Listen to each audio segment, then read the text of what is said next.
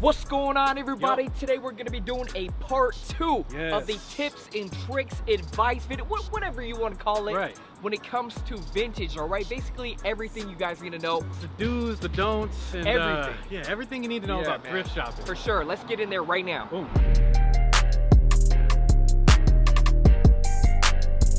Alright, so if you guys don't remember, I was trying on that Seahawks starter jacket in that vlog. I think they were asking $250, which is crazy, but those type of jackets have a lot of margin. Like, it was super similar to this one right here. You know, obviously this isn't a Seahawks starter, but if you want the look down, the satin. So yeah, these type of stores you could definitely find very similar jackets. You know, kind of being from the Northwest and being in these stores, one of the most common things you could find that are come-ups are the North Face Gore-Texes right here. Like, you wouldn't really find these in like Cali and whatnot. Never. Like, this would be minimum $300 or $400. I was gonna say, damn, this is actually really nice. That is really clean. Man. Yeah, so definitely keep a lookout for North Faces when you're thrifting out here. Yeah, for sure. You come across these more commonly than you think.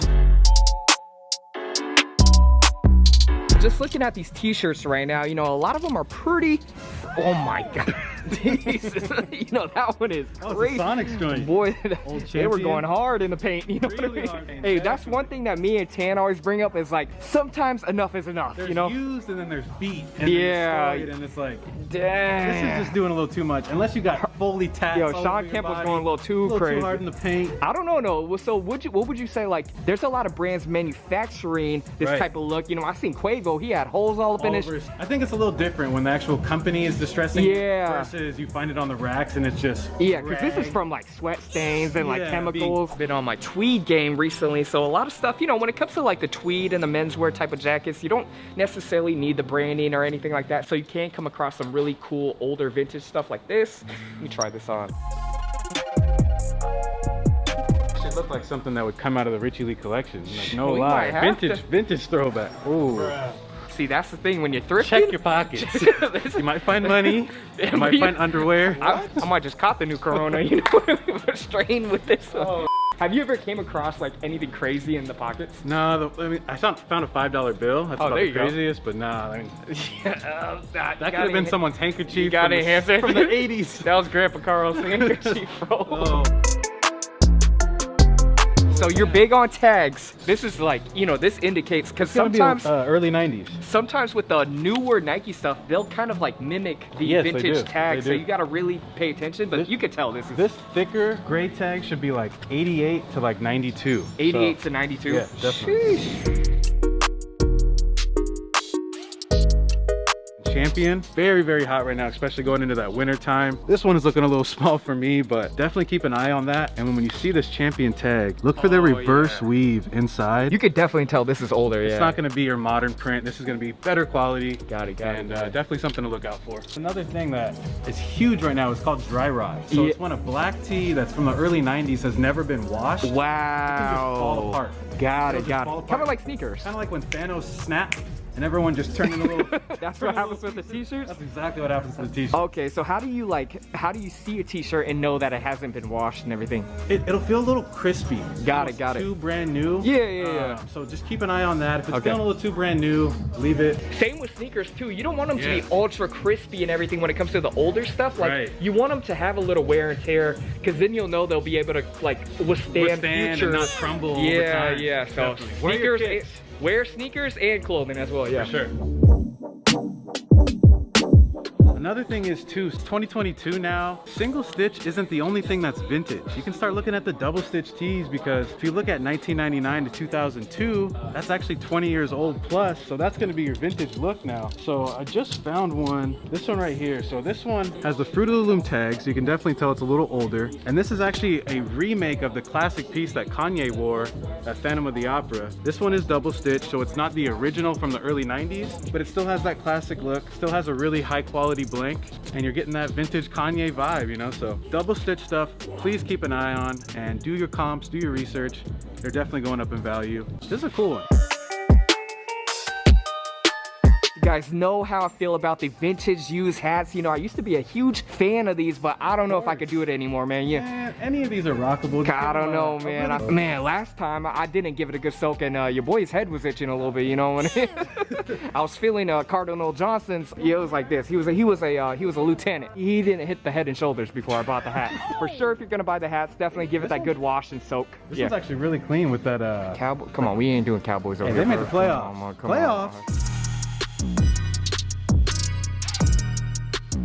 You know, man. It might get on my Sky Pilot vibe, you know?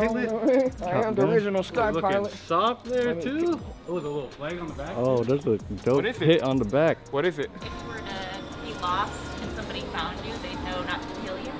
Oh, kind of represents like where you're from. Got it. Wait, is this so who would I be getting killed by if Ooh, I'm not.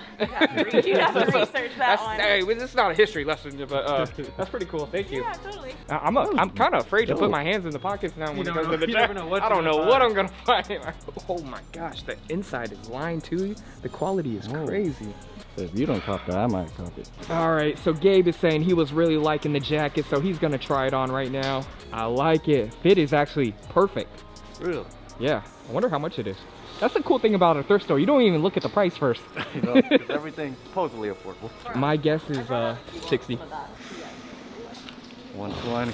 They know it is that genuine leather. It is a very unique piece. Is it a cop or drop? Shoot, I don't think I'm ever gonna find a piece like this, so cop.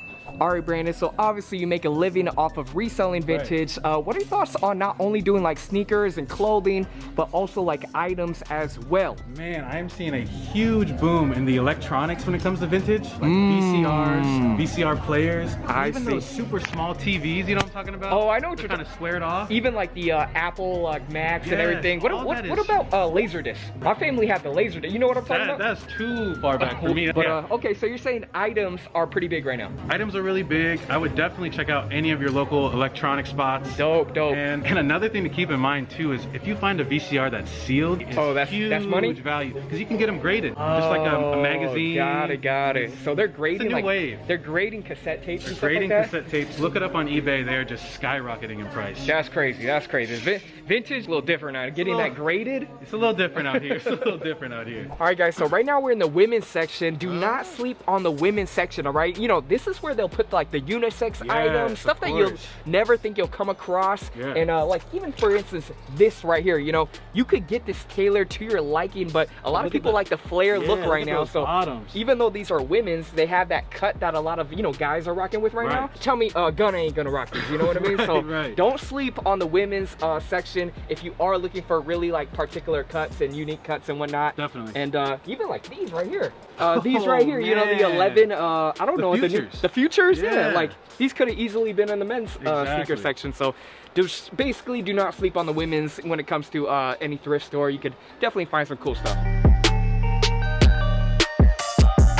Found a pair of nudies right here. This used to be my favorite type of denim.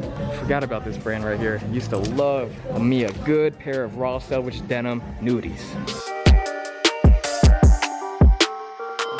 On me Veggie Tales, bro. They used to make us watch this at church all day, every day. Like, we wouldn't even have a pastor. They would just be Veggie Tales. Yeah, bro. Yeah, I heard you've been having some trouble sleeping lately, so you know. Appreciate it. I'm gonna get this for Brandon. Thank you, Rich.